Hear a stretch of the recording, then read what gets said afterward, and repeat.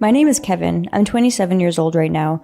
I've been married for 2 years to Jane, who I had been dating since college, and although we have no children yet, we were living happily together. Jane and I moved into a house when we got married, and she became a stay-at-home mom. My company has a great company cafeteria, and we can use it for lunch or dinner for free, but Jane is a really good wife who is dutiful and makes me bring the lunches she prepares every day so I can stay healthy and happy. At the time, I was working overtime on a big project, and I came often home late and was very tired. When I got under the covers, I fell asleep in no time at all, and we had not been sexually active for a while. One day, Jane came under the covers and whispered to me that she was ready and wanted to have children. Work had just settled down on the project, and I had just been offered a promotion, so I gladly accepted Jane's offer. But that was the only day Jane asked me to try for a child. All the times after that, she kept telling me, "I'm not in the mood," whenever I asked. Then, a month later, Jane said to me, "I went to the hospital today, and it looks like I'm pregnant." I was quite happy. "What? Really? I'm so happy. So it's in here now, huh?" I was so happy I almost started dancing as I patted Jane's belly. I was surprised that it only took one time for her to be pregnant, but it was an amazing feeling to welcome a child. 8 months later, we had a baby boy. Yes, 8 months, not 9 or 10, but 8. When my sister came to our house with a gift for our baby shower, my wife took off to another room to breastfeed our son.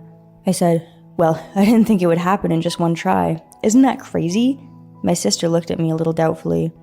"Oh, is that so?" "Yeah, I think we tried in March. It was the month when I got promoted." My sister's face changed when I said that. "He was born in November, right? Isn't that strange? Was he born prematurely?" When my sister asked me that, I began to think back. Jane went to the hospital after having normal contractions. I hadn't remembered the exact weight, but I remembered that my son weighed about the same as my niece, around 3,000 grams, and I told my sister exactly this. As my sister heard more about it, she looked more concerned. She frowned and said, "Look, it's not right. If you are right about the weight, the baby would be born in December or January. It is impossible for a baby to be born at a normal size at that point of their development." I didn't even notice. It didn't even cross my mind that the normal gestation period was 9 months. I was caught up in a lot of work, so I didn't even know what was happening, and I didn't question it. "So, does that mean what I think?" My sister nodded. "That's right. I hate to say this, but she was already pregnant when she asked you to try for the child." My mind went blank. No way. I made a good income for my age, and I had never missed a beat on fulfilling my duties as a husband. In fact, I sent my wife's parents a total of 100,000 yen every month. What was wrong with me that she had to do that? "I know it sounds harsh, but you should get a DNA test. See for yourself." I was too shocked to speak, but my sister gently put her hand on my shoulder and said those words to me. I immediately ordered a kit for DNA analysis, took a sample of my son's saliva and hair, and waited for the results, praying that it would be a mistake. Then, an envelope containing the results arrived at the office. I took the envelope to the office during my lunch so that my wife would not find it, and looked at it in the company restroom. My hands were shaking, and I could not open the envelope. I couldn't turn the paper over. When I managed to open it, it said, 99% difference. Tears blurred my vision. I couldn't see what was going on in front of me, and I couldn't stop the tears from flowing. I was glad I had chosen a bathroom that wasn't used very often. If someone had walked into the bathroom and heard my wails coming from the stall, I would have caused a big commotion. I have never doubted my wife. I assumed that the fact that becoming less active in bed was just something that happens if you stay together long enough, and that it's a common occurrence in all families. Even so, the test says that it's a 99% chance we are strangers. There is still the possibility of the other 1%. There must be some mistake. I told myself that there was no way that my wife would cheat on me, and spent the next few days convincing myself of this. But I couldn't resist the inevitable. I couldn't stop being skeptical, so I finally looked at my wife's phone. The result was plain and simple. She was completely guilty. The recent lines were all to do with breaking up and not seeing one another, but when I went back and checked the history, there were conversations where it was obvious that my son was this man's child. I accepted the fact in my own mind, and I could no longer deny it. In the most recent text, she said, "This family is what is important to me, and I will take this secret with me to my grave. Nobody will know, so please, let's split up. If anyone were to find out, we would already be long gone from this earth." I felt sick to my stomach. I could no longer stand to read more and quietly put her phone back where I had found it. 2 weeks have passed since then. I'm trying my best to act as usual, but I've reached my limit. I can't accept my wife's smile, which I used to love so much. I want to be alone. For 2 weeks, I threw away all the lunches my wife made. The company cafeteria, which I hadn't eaten at in a long time, was suddenly very delicious. My colleague told me that the kitchen was supervised by a top chef. I felt like a fool for not eating such delicious food. I couldn't eat dinner at all, and I couldn't even sleep at home. I couldn't talk to my friends about it, and my heart was going in a darker and darker place. When it came hard for me to look at my son, I finally decided to talk to my sister. We met at a family restaurant near my sister's house. I told her, "Sis, she was guilty." She said, "I knew it." She was still shocked, but composed herself quickly and said, "So, what are you going to do about it?" It was a tough question. I answered, "I don't think we can stay together any longer, but our son is still a baby."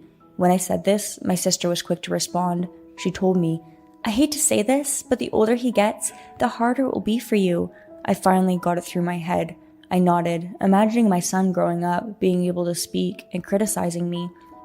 "If you are going to do this, I think you should do a thorough investigation so there's no doubts. I'll help you as much as I can." My sister seemed prepared already. To be honest, that was very reassuring. From then on, I decided to thoroughly collect evidence. I checked my wife's cell phone again, which I had not looked at since then, and this time I checked not only her texts but also the folder of images. What I found was a lot of evidence. There were even videos of them in action. It was hard to watch, to be honest. I should have never even looked at it. While suppressing the nausea, I transferred the screen caps and videos to my own phone. Just looking at my wife's face was enough to make me feel disgusted. Sadly, my love for my son has also waned. My wife was not the least bit aware that I knew about it, and she was still laughing hysterically as she watched TV. I believed that the relationship between my wife and the man was still going on, but she was very careful. I really wanted to catch them in the act, so I decided to set a trap. "I'll be going on a business trip for 3 days from the day after tomorrow. I'm going 2 towns over on short notice. I'm sorry, but could you handle staying home alone?" When I said that, my wife replied immediately, "Really? Okay, that's no problem for me. I'll be fine here." She laughed. "Still, it's kind of sudden, huh?" She was acting normally. "Yeah, there's been a few issues nowadays," I replied. She casually told me, "That must be tough. Be careful and don't work too hard." And with that, Jane helped me pack my luggage. I picked up the bag she packed and left quietly. On the day of my business trip, I left home pretty early in the morning. My real destination was a family restaurant near my sister's house. I told a bold-faced lie that I was going on a business trip, that it was all paid. I thought my wife would try something if I left the house. I ordered a cup of coffee at the family restaurant and waited for my sister to show up. She showed up soon after. "Sis, I'm sorry it's so early in the morning, but I'm sure she'll make a move today. I've asked the private investigator to contact me if she goes anywhere." My sister and I waited quietly for that moment. Around 11 o'clock, my phone shook. It was from the investigative agency. "Mr. Kevin, your wife has made a move. She went to a hotel restaurant with your child. She met up after waiting for a man at the entrance, so we have a picture of that. Now, let's wait until they leave the restaurant. Can you come to this address?" I had finally gotten my chance. "Of course, I'll be right there." I hung up the phone. After that, I made a few phone calls and headed to the hotel with my sister, and we met with the staff of the investigative agency in the hotel lobby. The investigator started to brief us. "It's been about an hour now since they entered." The investigator led me to the entrance of the restaurant. I asked my sister to wait for me in the lobby, as I preferred to be inconspicuous. I tried to act calm, but my heart was racing. I was holding my trembling hands tightly and trying my best to be composed. The man from the agency whispered to me, "Kevin's here." That's when I saw them. I looked up and saw my wife and the man with bitter looks on their faces. My wife was holding my son. It was not a happy sight for me to see, but those 3 were still a family. Thinking about that, I felt a sense of hesitation. But this was no time for being sentimental. I took a deep breath and calmed my breathing. Then, with an extremely calm expression on my face, I said to them, "It's been a long time, Brown." Brown, he was a college classmate, and we had known each other for a long time. Not only this, Brown was a married man and the father of 3-year-old twins. When Brown saw my face, he turned pale, turned quickly, and ran out. "Hey, Brown, we know you work at City Hall. You can't run away from me." I shouted loudly, and Brown rushed back and got down on his knees to beg. My wife was slumped over with a blank face. I said, "We'll be disturbing the other customers here, so let's move." So we moved to a rented conference room that the agency had prepared for me. I left my son with my sister and sent them away in a cab, and my wife and I got in my car. I asked her, "What's wrong? Did you think I didn't know?" My wife only looked down silently. I continued without hesitation. "I have proof of all of it, your phone calls, and those videos too. I'm sure you understand, but we can't be together anymore. I'll tell you the details of the terms and conditions when we get over there. Just follow your lawyer's instructions." My wife suddenly looked up. "I was going to leave," she begged. "I've wanted to for a long time, but Mr. Brown wouldn't say yes. We talked about it again today, so please think this over. I'm really sorry." "You've been cheating on me for quite a while now. How can you say that?" I thought.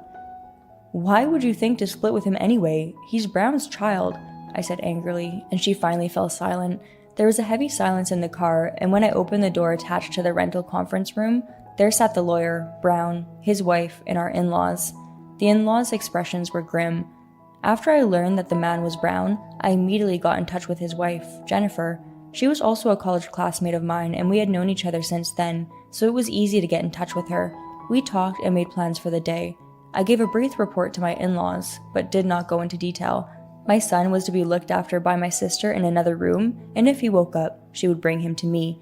A little later, the private investigator showed up, and Brown uncomfortably got up out of his seat when he felt the tension in the room. "Just sit down so this can end quickly," I urged him, and Brown reluctantly took a seat. I laid out the evidence in front of everyone. The texts, a memory stick with photos and videos of the two of them. I spread out the photos taken by the investigators, and finally, the DNA report of my son. Jennifer bit her lip and looked down in shock when she saw it. Jennifer's father was irate. "Damn you, Brown! What have you done?" Jennifer's father kicked at Brown. "Dad, this is a mistake. I don't know what happened." Brown was panicked. "What mistake? You see all this evidence and you still want to deny it?" Jennifer restrained her father, who was losing control of himself in anger. "Dad, that's enough," Jennifer said calmly. Jennifer's face was now expressionless, as if she were wearing a mask.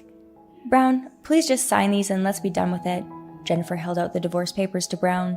"Are you kidding me?" Brown was desperate. Jennifer did not even give him the time of day. "I'm not kidding. Just get on with it." She urged him to hurry up and sign. Brown, perhaps giving up, picked up a pen. As he looked at it, Jennifer's father-in-law called out to me. "I'm sorry about what my daughter did to you, Kevin," he said. "But you two have a child. Please forgive her for what she's done." I sighed deeply. "I'm sorry, but please be realistic. He's not my child. Besides, I've been sending you money every month without fail. I thought it was my duty as a husband, but she betrayed me in this way." "Do you think I can forgive her?" I told him. He said, "No, what you say is reasonable. We are grateful to you. Not only this, you took such good care of our girl. Don't you think the time you spent with that child is more important? Even if we aren't connected by blood, we consider you as our own son." I felt a rage as my father-in-law said this without a trace of remorse. "What do you mean, your own son? You think of me as nothing more than an ATM. My real parents refused the money. They just want to see us happy and healthy. But what about you guys? You never asked to see me once, but you guys never forgot to ask about the money, right?" When I said this to him, the color of my father-in-law's face changed. "Ugh, we really didn't mean it that way, Kevin. Jane, what the hell did you do? Apologize to Kevin now." Jane's father-in-law tried to force his daughter to kneel and beg with a desperate look on his face. I was appalled at the sight. "How much do you need that money?" "I don't need you to apologize to me anymore. I've already decided to divorce you. Please ask the lawyer about the rest of the terms." I ended the conversation and turned it over to my lawyer. The lawyer nodded and began to deliver the terms officially. "Mr. Brown, Kevin demands $100,000 as alimony for the divorce. If you refuse to pay, we will be sending a letter to your workplace. In the case of Miss Jane, we demand a full refund of the expenses incurred for the birth and upbringing of your son in the 3rd trimester, as well as all the money Kevin has sent to your parents."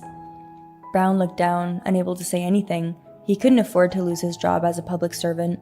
Jane, on the other hand, was now delirious and shouted, "There's no way we have that kind of money. There's no way I can afford it. It's impossible. Please reconsider." I did not let her finish. No way, these are my terms. I've discussed enough. I went back to my lawyer and said, Mr. Lawyer, all that's left is the written oath, right? The lawyer nodded. Well, this is your written oath. Please sign if you agree to these terms. He set out the papers in front of them. Jane could not believe it. How is this possible? Jane looked pale and started mumbling. I'm sorry. I'm so sorry. You're the only one I love. Jane was still saying these empty words, doing all this to me. I couldn't take it anymore, so I yelled, I can't stand to hear your voice anymore. Just sign the damn thing. I didn't know what kind of mangled expression I had on my face, but Jane looked at me and shuddered as she signed. But then she said in a quiet voice, What about the child? He's just a baby. I sighed. I think you don't understand. I'm not obligated to raise someone else's child. Jane looked at me, stunned, and passed out, likely from stress and shock. My father-in-law called an ambulance, and Jane was rushed to the hospital. I silently watched him go. The conference room was filled with silence. Let's call it a night here. With my words, the meeting ended. After the discussion was over, I took my mother-in-law, who was silently slumped over, to the room where my sister and the child were. The child had been fed with milk and was sleeping well. I said to her, Sis, I'm done. I'll leave the child with her mother. I said, and she nodded. I guess it's for the best, she said, nodding. I feel sorry for the child, but it can't be helped. After handing the child over to my mother-in-law, I went home and immediately packed up my wife's belongings and arranged for a contractor. The next day, the contractor took her belongings out of the house and brought them to her parents' house. It's not that I didn't love the child at all. The child was innocent, and if I didn't do the paperwork, he would legally be my son. In fact, a lot of me wanted to take him in and raise him myself, but I'm busy with work, and I'm sure I would have left him lonely, so I had no choice. My house was very spacious without a family within its walls. The air feels fresh and clean now that my wife, the root of my problems, is gone, but there are still so many memories here, good and bad. I think I will move to a more affordable house soon. Later that day, Brown transferred me $100,000. I guess he used the money from his parents since they were wealthy, but honestly, I didn't care in the slightest. I heard from Jennifer that they are getting divorced too. I told her that I would tell my lawyer to give her any evidence she needed if necessary. Jane's lawyer asked to split half and half, and I agreed. I agreed to give Jane a grace period until the child grew to be able to eat solid foods, since she was going to need to leave the child with her mother-in-law and go to work to support the child. I then filed a denial of paternity, which was successfully approved. I don't really care if Brown acknowledges the child or not, although it would be a big deal if he does, since he and Jennifer have 3 children, including the twins. I've since moved to a new place near my work and am enjoying a relaxed life alone. I don't feel lonely because I'm working hard and fulfilled with my work right now. I sometimes think that it was all a dream, that I had a wife and children at one point. I ran into my sister the other day, and she said she had a friend she wanted to introduce me to. I think enough time has passed, and I know she's worried about me. I think I'll take her up on that offer. Thank you for watching. I hope you enjoyed the video. We look forward to seeing you again. Please also subscribe to our channel.